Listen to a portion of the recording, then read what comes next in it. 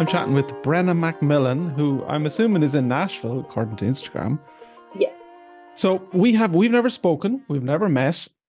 I mean, this sounds so, I don't know what, I follow you on Instagram, and which is very impressive, and we'll talk about that. But you're a fellow banjo player, although 5-string. Mm-hmm. And I saw a couple of videos you did recently with Hilary Klug, and I went, well, let's talk to Brenna and get her on the podcast. So as I was explaining to you, and I've said before in a couple of interviews, I stopped doing any research into who I'm interviewing, because when I did, I was way too caught up in the anticipation of what they should say. And I realized most people just like to tell the story. And so I love telling. well, I'd absolutely love to hear your story. So give me a little bit of background. You're an awesome 5-string banjo player, recently played in the Ryman, which clearly caught everybody's eye. Yes. You've a huge following on Instagram, because like anything that's over 100,000 is like, okay, there's something serious going on here. So I do want to ask about that. And, that's relevant. People want to hear about building audiences, because that's, we all live online, whether we like it or not these days, and musicians as much, if not more than most. So give us a bit of background. Yeah. Let's see here. Well, I'm from Kentucky originally. And grew up, I was born in Lexington, grew up in Winchester, which is a little city east of there, and home of the L81 soft drink. We're very proud of that. I've never heard of that. Well, yeah, it's not hugely international or anything, but you can find it at like a Kroger, which is a grocery store here. Or like a Cracker Barrel. They have like those unique soft drinks and stuff, or like little small town things. It's basically just a caffeinated ginger ale. And it's called an L81. Yes, because it's like a late one if you need to stay up. Oh, okay. Well, that's pretty clever branding. Yeah, I know. And it's just a little family. They run it. They have kept the secret of their like ingredients and recipe or whatever for this long, and I guess for forever. It'll just stay in the family. I've been to Cracker Barrel a lot, and I'm pretty much convinced that anyone that eats in Cracker Barrel isn't staying up late. No, you can't with all those carbs hitting you, those biscuits. You're like immediately sleepy again if you have it for breakfast. See, that's when you need an L8. Well, any Irish people, anyone from this side of the world that's watching or listening to this, you should just Google Cracker Barrel. I mean, anyone that's been anywhere near the Midwest in America has been to one, even just out of curiosity. Mm-hmm. Oh, they're breakfast. All over this country. Yes, they used to have a better biscuit recipe. Now they changed it, and it's okay, but it's not enough to draw me in just for the biscuits anymore. Okay. Sorry, Cracker Barrel. You know what a scone is, right? Yes. In fact, my dad, he was in the military, and he made scones for all the guys. I guess he was a chef. So he'd get up at like 3 a.m. and like do all the breakfast stuff. And he makes buttermilk scones. So buttery and just, you don't even need anything on them. He'll make those like once a year for us. So now, but yeah, do you guys have a lot of scones in Ireland? I've been to Ireland once. Have you? Mm-hmm. I went over with Al White and the Bluegrass Ensemble from Berea College, and we toured. We started down in, I could get the places wrong, but I think it was County Cork. It's like south. Yep. And then there was Kinsale. Yeah. Where I had amazing fish and chips and like sat and like there was a bay or something. It was beautiful. I was like, okay, this is the epitome of like traveling abroad. And then we made our way up the West Coast, I guess, kind of up all the way. We played shows all the way up through like the coast, and then ended in Ardara. I don't know. Ardara in Donegal, I believe. Mm-hmm. Yeah. Yeah, and it's all the way up top, and then we drove across to get back to Dublin. to fly out. So Wow. It sounds like a fun trip. it was amazing. I'm very grateful for that You experience. see, I loved Ireland. if you asked an Irish person for a biscuit, they give you a cookie. Because Yes. what you call a biscuit, we call scones. Oh, interesting. I didn't know that biscuits were scones. Yeah. Yeah, when we went to Ireland, we had just been in Denmark, and everyone was getting a huge kick out of the fact that we call pastries Danishes. And they're like, you're literally calling, like, it's like calling an American. Like, Yeah. and so that was funny going from that. But yeah, and then going from Denmark to Ireland was also just such a different culture, and like both beautiful, beautiful places. It was a great trip, but Oh. I think Ireland was, I was up till like, the sun came up in the pubs, jamming and stuff, and it was amazing. You needed And I was some. drinking back then, which was great. I'm sober now, but Okay. I had to have some Guinness and some Jameson. How does that lifestyle kind of jive with being a musician? I want to talk about the whole musician thing, obviously, but even the background Yes. and how you got into Oh yeah, it. sorry, the background. Let's see. Back to Kentucky. I'm the only Kentuckian in my family. I just happened to be born there because my parents moved there when my dad was getting his master's degree at the University of Kentucky. And then I have 11 siblings. Yep. 7 brothers and 4 sisters. And we're all over the place now. I have, by the end of this year, I'll have, I think, 21 nieces and nephews. Whoa. So one is due this week, which is very exciting. So, and then, yeah, I started playing banjo when I was 9. I learned from a guy in a trailer park, and then, I took lessons from him for about like 8 or 9 months, I think. And then he sent me to Lexington. There's a doctor of banjo, Dr. Tim Lake, and he taught me a whole lot of theory that went right out the other ear. But that's okay. It was good for me at least to have it for a second in there. And because I was 10, like I'm not really focused. Yeah. So, but I learned a lot from him for sure. And then I was just much more of a visual learner. Or I liked reading tablature. But yeah, anyway, we probably started playing some gigs when I was about 10 and a half, and played until I was 11, like through the age of 11. And then, kind of took a big hiatus for a while from gigging because my family adopted then. So 9 of my siblings are adopted. So. Oh wow. Okay. That's a whole story all on its own, right? It's a huge story. Yes. Yeah. What was that? What was that like? You're 11 years old and gigging, and then suddenly there's all of these children arriving in the house. Like, I mean, it's an experience where if you're a kid, when you're doing that, everything just feels normal. Like, this is my life. Now I have 4 extra siblings. Oh, then next year, now I have 2 more siblings. Next year, I have 1 more sibling. Next year, I have 2 more siblings. And that's how it went. It was 4, 2, 1, 2. And over the course of like 3-ish years.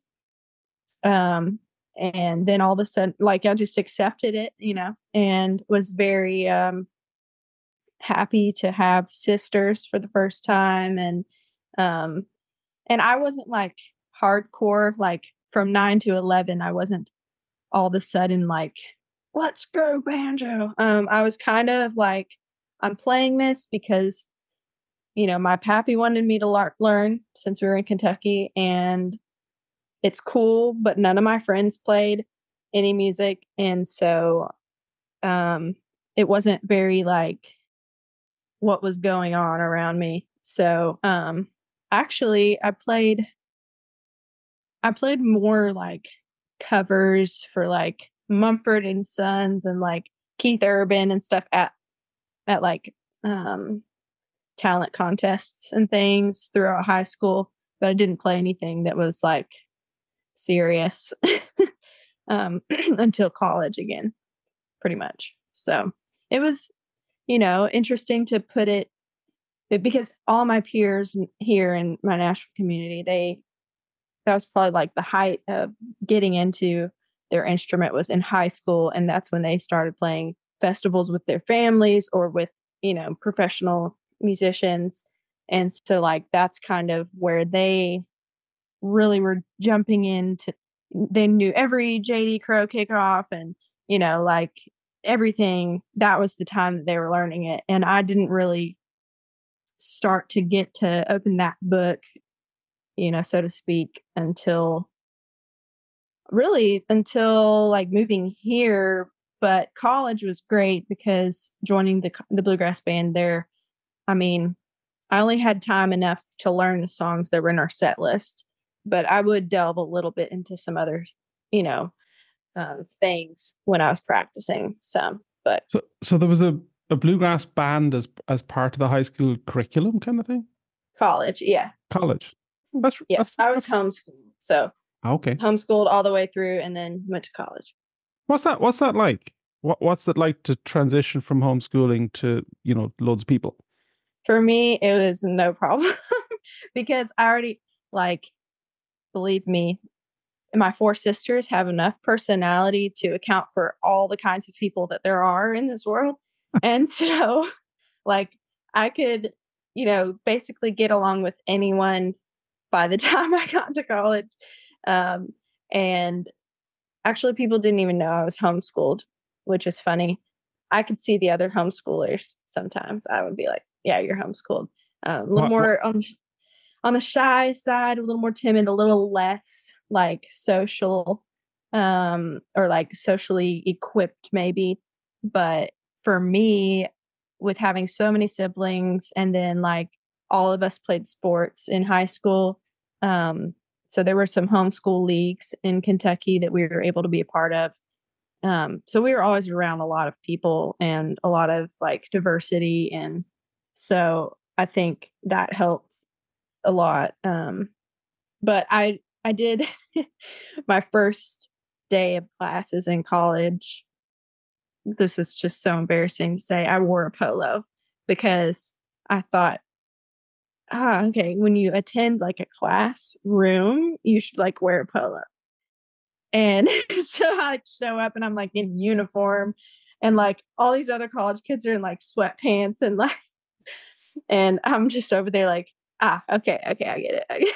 So did not wear that again, but. So what did you study? Chemistry. Okay. Yeah. Yep. Chemistry with a biochemistry concentration. And was this a dream of yours? Well, I wanted to be a dentist.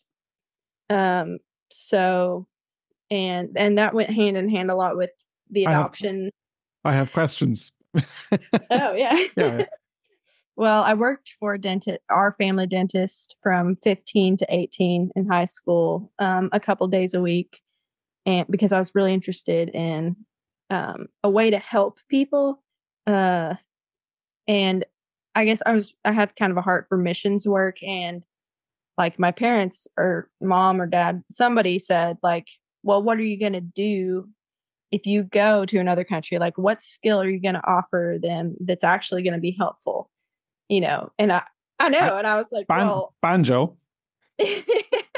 Right. Is music not enough? But I mean, I was like, oh, I guess I'll become a doctor of some sort then. Fine. Okay. So I was like, well, I don't want to be a doctor because that's like a whole huge scope to learn. I want to be a little more specialized, learn one thing. So I picked dentistry because I do kind of just enjoy improving someone's day. And although people don't probably think about the dentist like that, to be fair, I realized that after I started working there, that a lot of people had tons of anxiety about going to the dentist and hated going to the dentist. But like overall, how your teeth are doing is how you are doing. Because if you have a toothache, your day is not going well at all until you go to the dentist to get it resolved. And if you break anything in the front, like aesthetically, you hate what you look like, you're just waiting to get that veneer or that crown or whatever, so it improves people's lives by giving them a physical smile, that they can feel good about. But then, like, it's basically kind of sets the tone for how they're going to be doing, because also if you have teeth that are all, this way and that way, and besides like physical problems that can cause, it's also something that's kind of a judgment in society. Like, people look at your teeth and they think something about you, like they think, oh, well, you're poor because you couldn't fix your teeth, or you're, ugly or something. And I think, especially being in Kentucky, I did a lot of clinicals in Eastern Kentucky where there's just like not a lot of education on like oral health and healthcare and everything. So we would be giving dentures to like 15-year-olds because all their teeth were so bad that we had to pull them all, And so it was like pretty life-changing for me to see how much of an impact that makes for people. And I definitely would love to. Were these kids drinking a lot of L81? They were drinking a lot of Mountain Dew. Oh, it's actually, that's even worse. It's worse. More sugar, and it's called Mountain Dew mouth. It's like a real thing. Yeah. And like, especially Appalachia. So but yeah, like there's people just don't drink water. They'll drink like, carbonated beverages all the time that have tons of sugar in them. They'll maybe start smoking cigarettes when they're like 10. And in combination with that, everything falls apart. So, So anyway, I wanted to be a dentist. And so I was going to either major in biology or chemistry. I did my first biology class. I did not like how open-ended the tests were. Like, your answer could be this or it could be that. It just kind of depended on what the professor was looking for. There wasn't a definitive answer. And in chemistry, it's all kind of mathematical. It's like, you're going to have one answer, one right answer.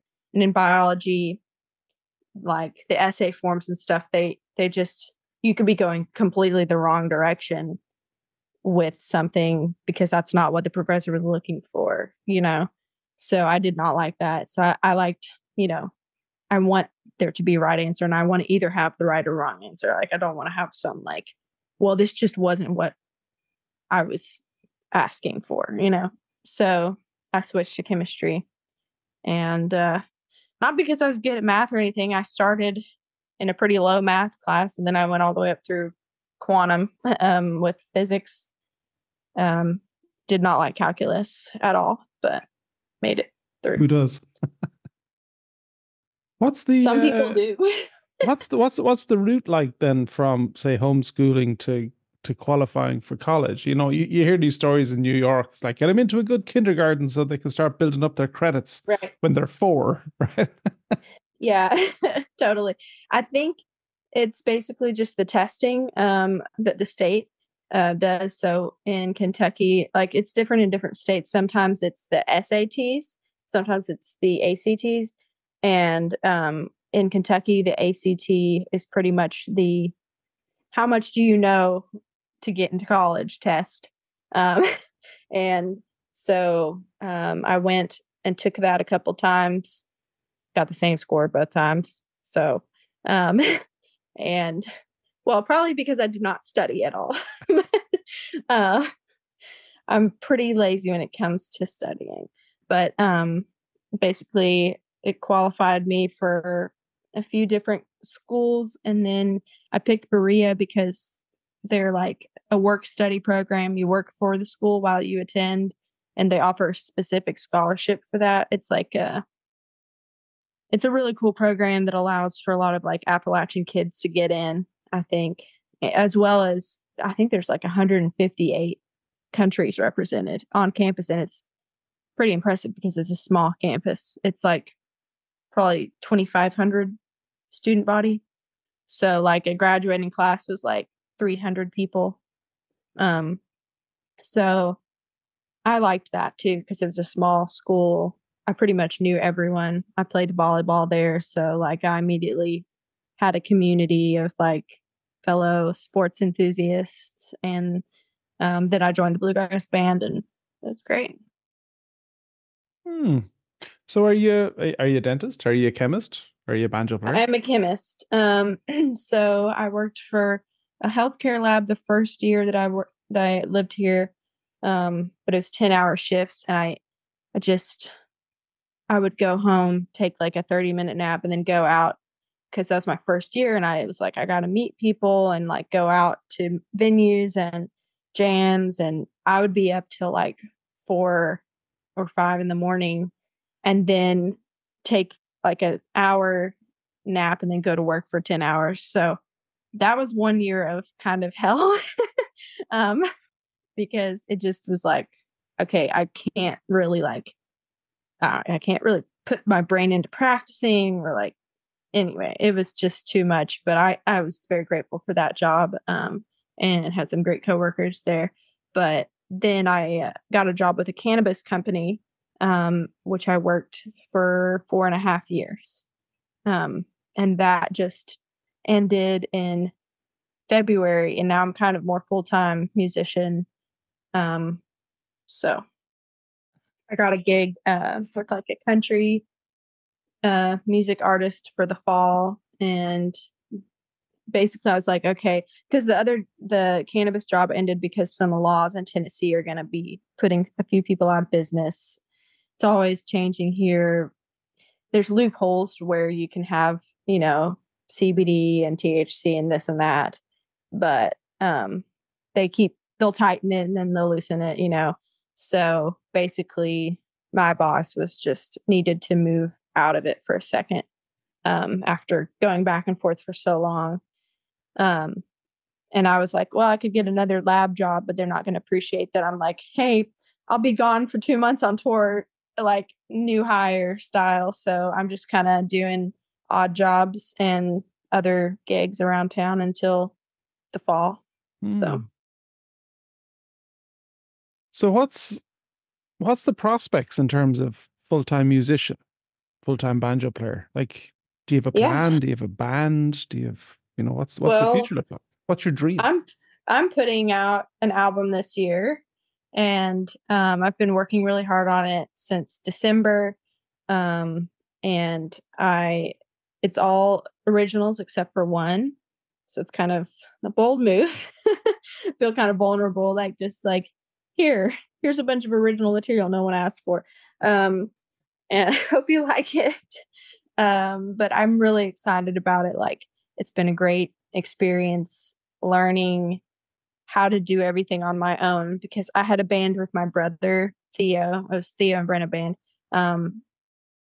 So really original there. For about 5 years, and we put out 2 albums together, and we had some originals on there, and we had so much fun.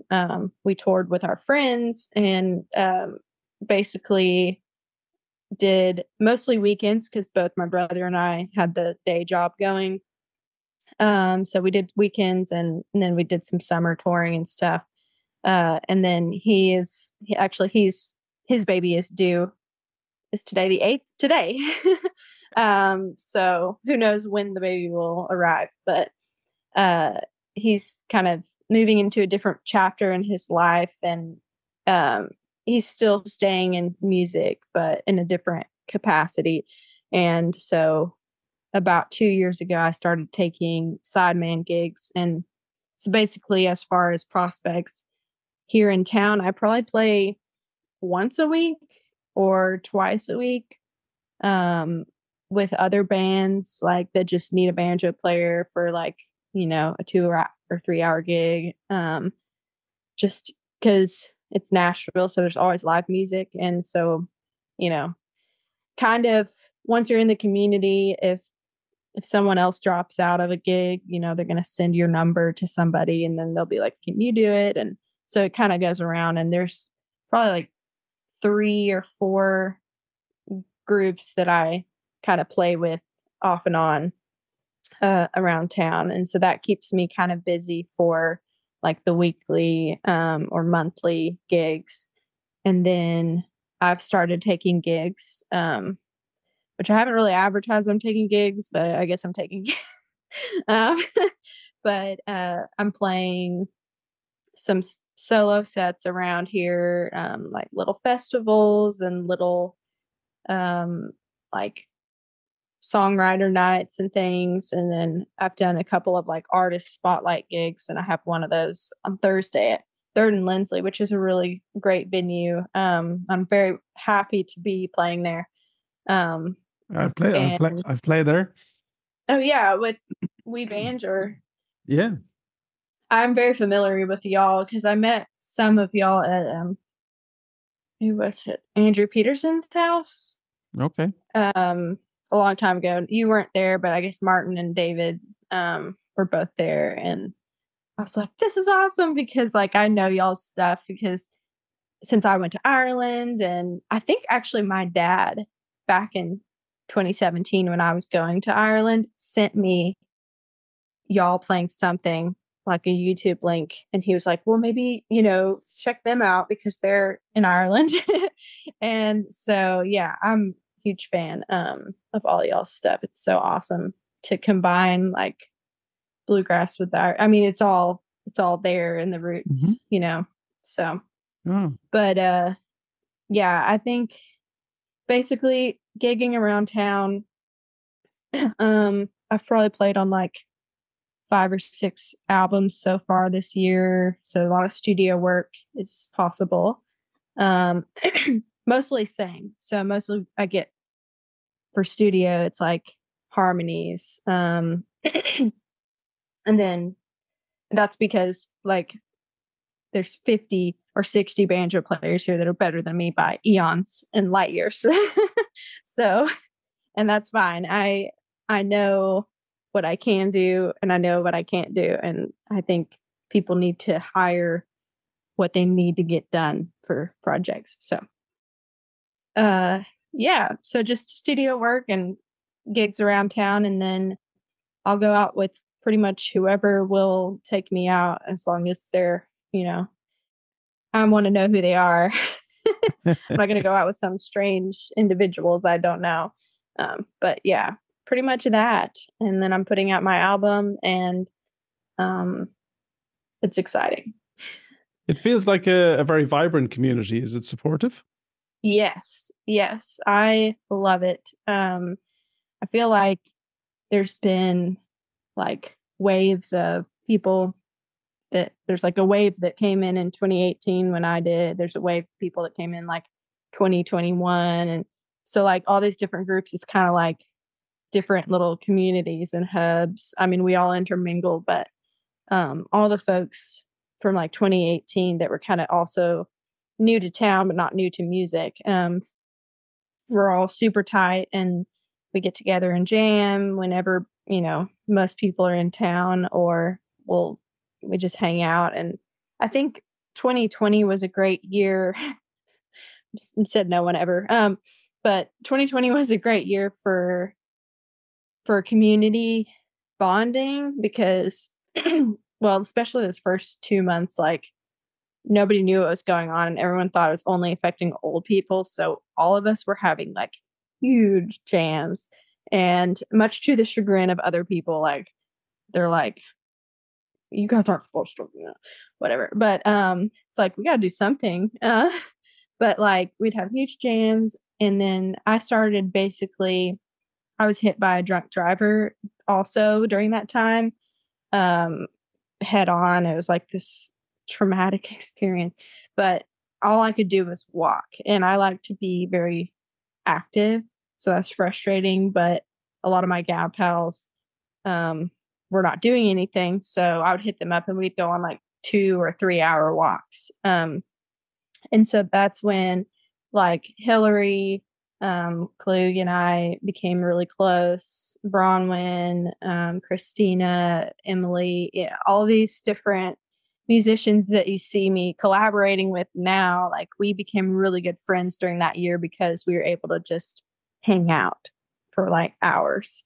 And so, I mean, it can be everything that's bad can have something good come out of it, you know?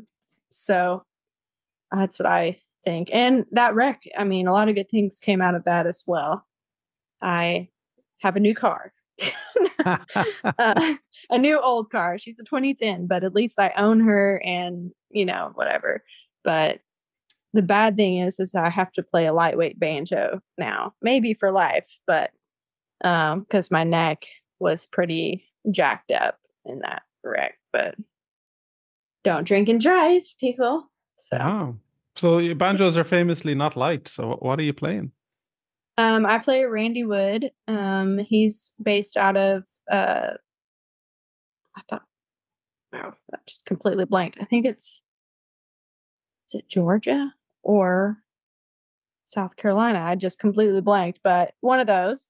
And he's known, I guess, more for guitar luthiership, but he is amazing at crafting instruments. And he made this lightweight, it's called a Featherlight model. And it's only 7 pounds and it doesn't have a tone ring. The resonator is just like hooked in these little like hardware. And it's great tone. You would never know. I mean, I play it on all my gigs. I've played it since I got it from him, which is maybe at the end of 2020 when I realized like I either have to sit for a gig if I'm going to play full weight banjo or I can stand with a lightweight. So Wow. Have you tried neck fill banjos? I have one and they're remarkably light. Oh yeah, I haven't yet. I'm just like so happy with this one, and you know how it is with banjos. Like, if you're happy with one, just stick with it as long as you can. Don't jinx it. Yeah.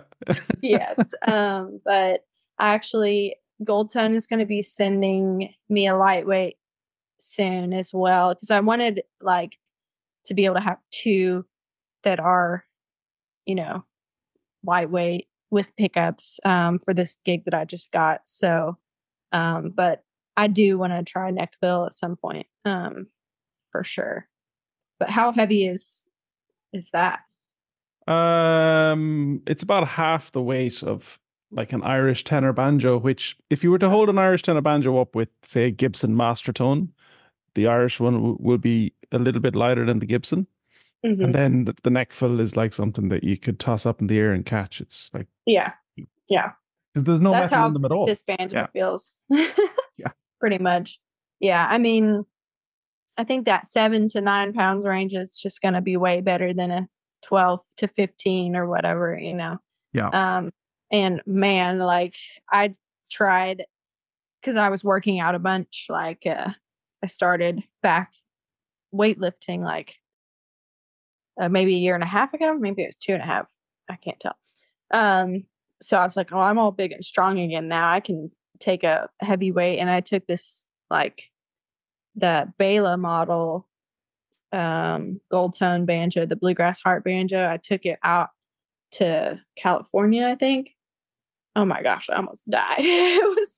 I had like a migraine for like 3 days straight, and like even carrying it through the airport with my backpack of stuff, like my neck was just so jacked. And I was like, okay, I guess no matter how much I work out, I guess I would have to only work out like my traps for like a million years, maybe inject some steroids or something. But it's just I've lifted Alison Brown's. She has a Pruka banjo. Oh yeah, it weighs more than Alison. It's like so heavy, and yeah, she's just standing there. But I know she hits the gym as well. Something.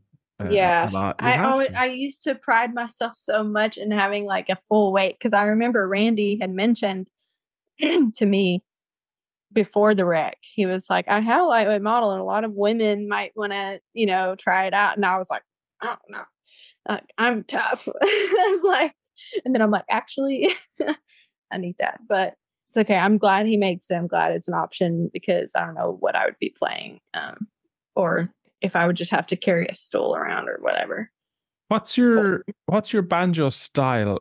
And the addendum to that question is, in this world of many banjo players that you live in, we all live in, I live in a world of lots of banjo players here. How do you find your voice? Oh, it's there. It's definitely not anything like anybody because I like kind of how I referenced earlier. Like, I feel like all my peers are well studied and well versed, and like they had learned every song in the Scruggs books.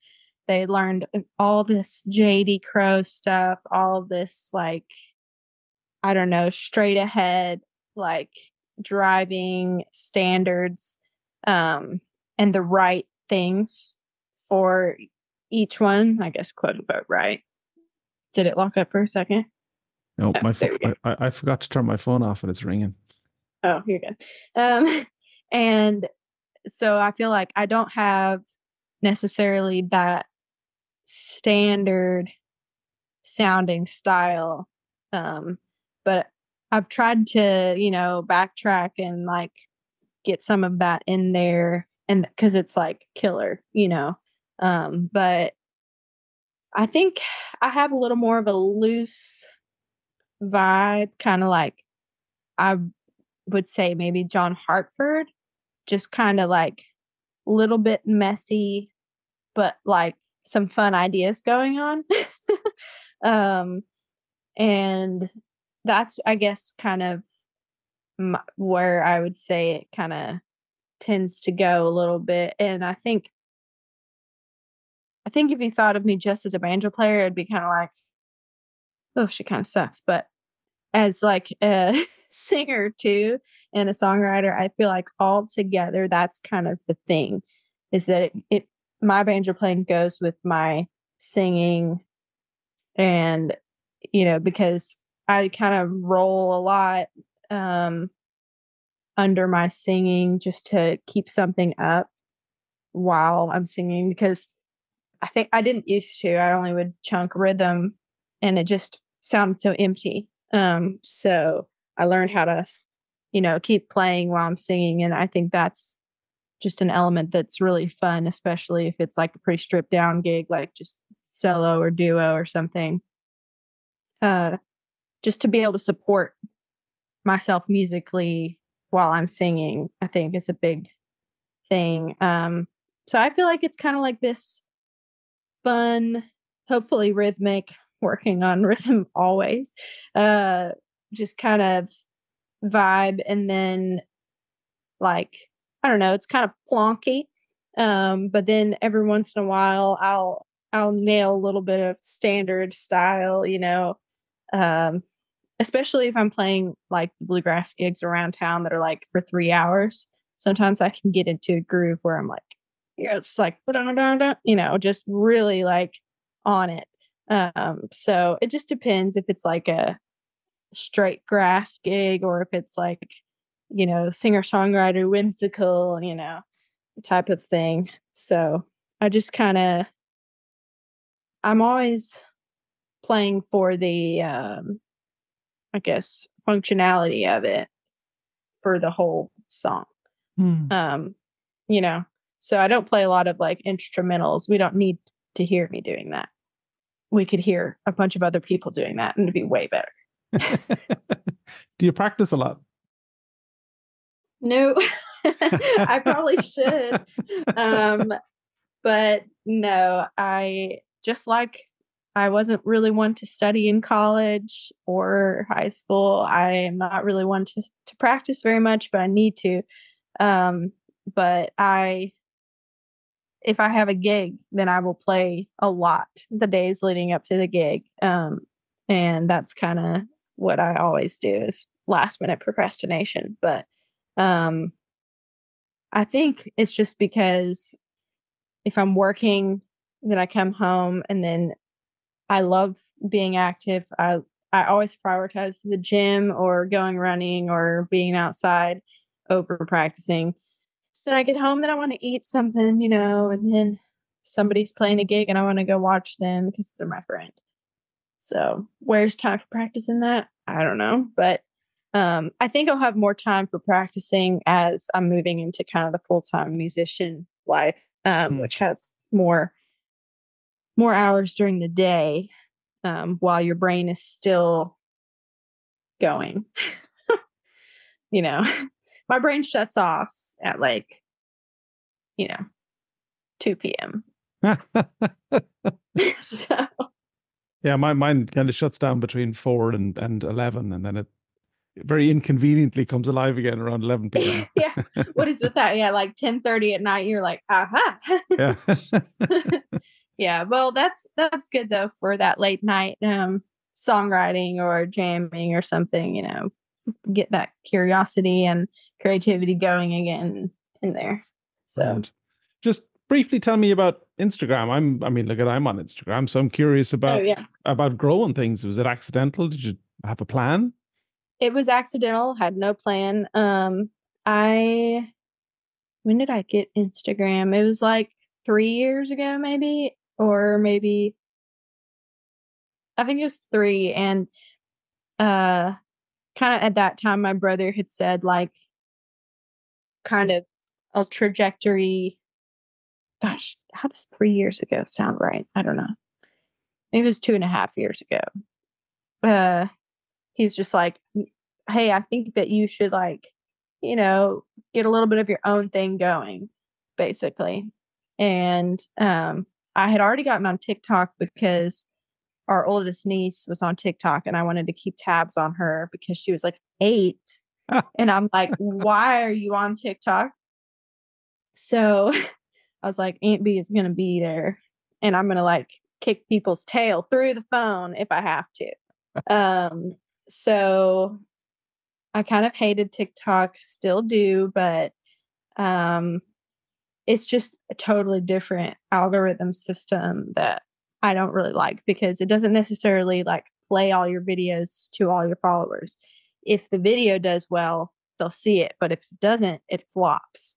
And so it's like you have to really stay on top of it. I don't like to stay on top of things. I like to be lazy.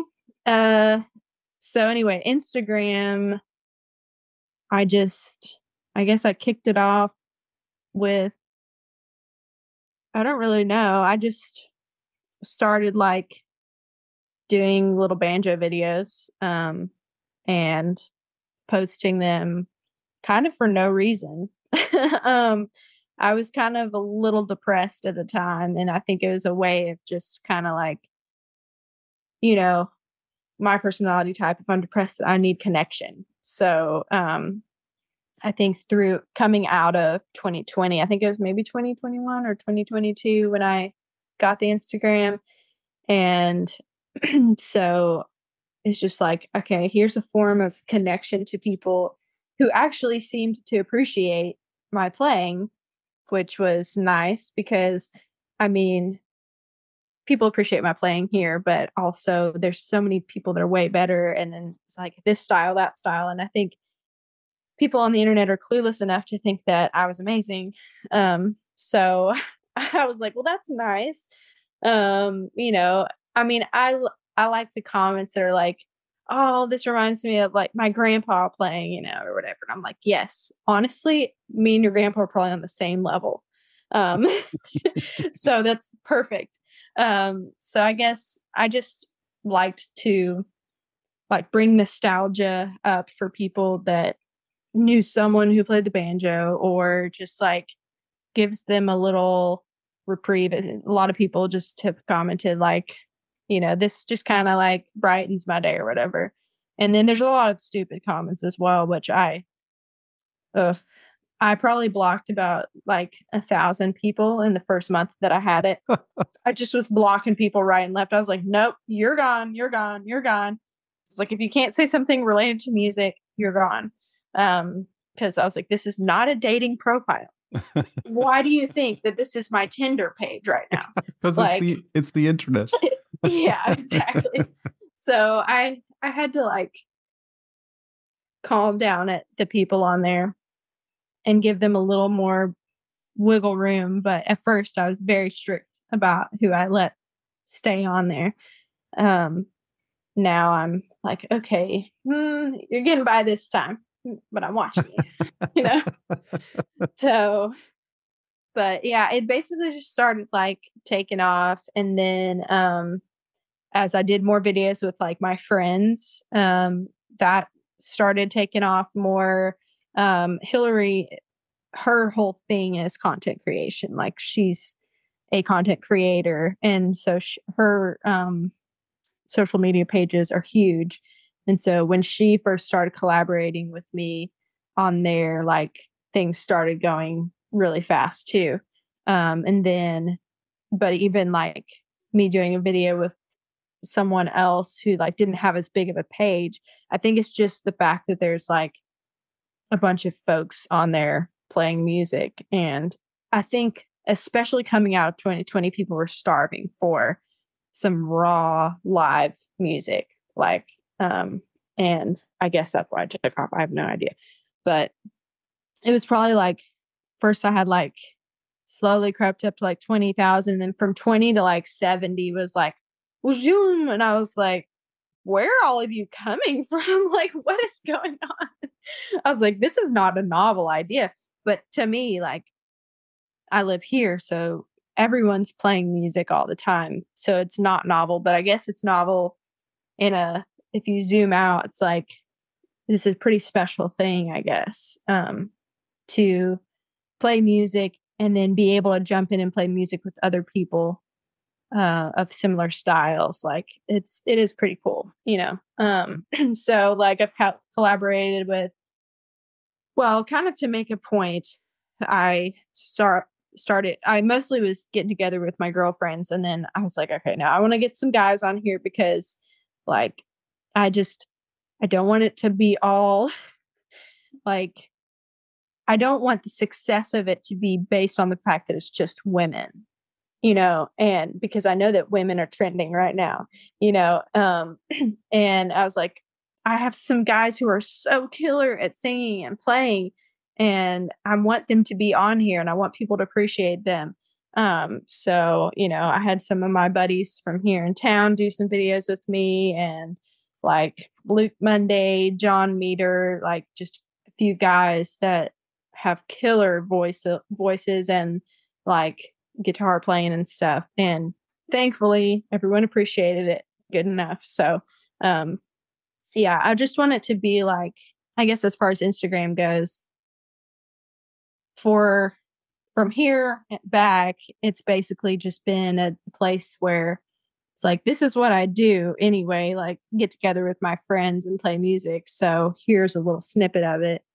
And then I also always like to give a nod to the songwriters. So I always put that in the caption because as a songwriter, I'm like, we never know who wrote these songs. Like, we need to know, these names. Like, these are awesome individuals that wrote these hits, Now it's I've slowly moved into just using that platform to promote what I'm currently doing. Mainly because I'm just getting really lazy about making videos. But now I have something to share with people, which is me. It's like my music, my record coming out. And so I'm like, hey, you've been here for all of these standards and stuff. Please stay for the originals, because like this is what I'm more jazzed about, So, and people seem to really be honoring that. So it's cool. It's like a little community. I think of it like a little MySpace forum of my own, which is all social media is, I guess. But yeah, that's awesome. Brilliant. And then I'll throw stuff on TikTok and Facebook, but nothing against anyone who follows me on those pages, but I just don't really put a lot into those. I just kind of throw stuff out there. Yeah. But it's less community, I feel like, for some reason. Talk to me just briefly, and we'll wrap up because we're nearly at the hour. I don't want to keep you all morning. The sober thing and then playing in a grow house. Yes. Basically, I drank way too much and just would never stop drinking once I started. And that was a problem from basically, pretty early on. So um, I am now 5.5 years sober from alcohol. And well, my brother gave me an ultimatum. He was like, if you don't stop drinking, I don't want to play music with you. And I was like, oh, I was like, that sounds really serious. Uh, and so I guess that motivated me enough that I stopped cold turkey. I went to like two AA meetings, but those things are not for me. It was like too sad because I was like, all of us are really sad here and we're all wallowing in our misery together and I can't deal with it. Like, I'm going to just have to do this on my own. And I'm not saying that that's not a good place for a lot of people to be able to get things off their chest and everything. I just have friends and a therapist that are for that. And I couldn't be around that, and take all that on. I guess I'm kind of an empathizer, so because a lot of people are drinking for sad reasons, I guess, so I just couldn't be hearing all of that all the time. So basically I just quit and started therapy. And now the first 6 months I was very socially awkward. It was crazy because I wasn't drinking in order to feel relaxed socially, but I had been drinking so much that I didn't know what it was like to be sober minded in a place with other people. And I was like, dude, I'm just gonna stand over here and stare at the wall. Like, it was like very difficult to like connect with people. And so that was rough. But I told my friends and the people closest to me, I was like, keep drinking around me. You don't have a problem. I have a problem. So please keep drinking, proceed as you were. I'm going to be the one who has to hold myself accountable. I can't just have everyone around me on eggshells and expect that to go well.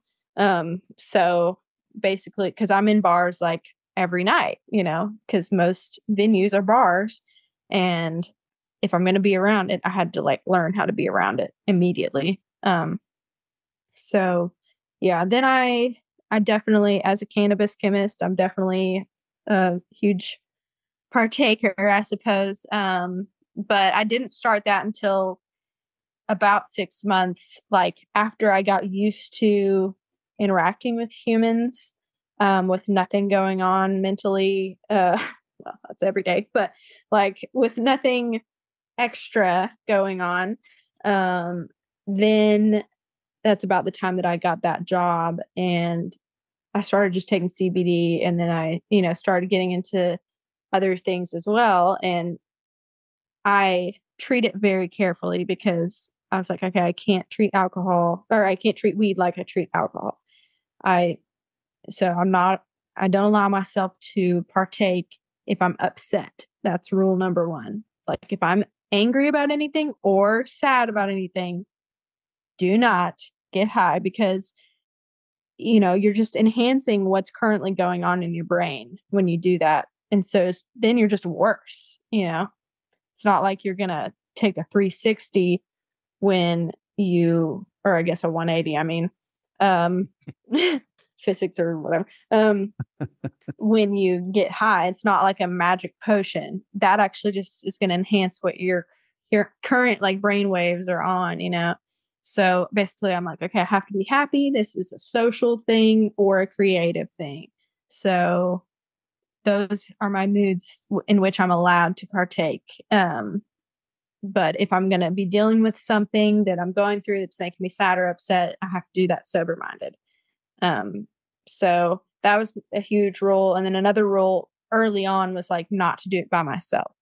But that rule has gone away now as like now I take some before bed to go to sleep, or whatever. But because I just wanted to be very careful in the beginning about like not treating it like I used to treat alcohol, which would be going to escape, from something or, So, yeah, I think I do not like to be out of my senses. I like to be functional.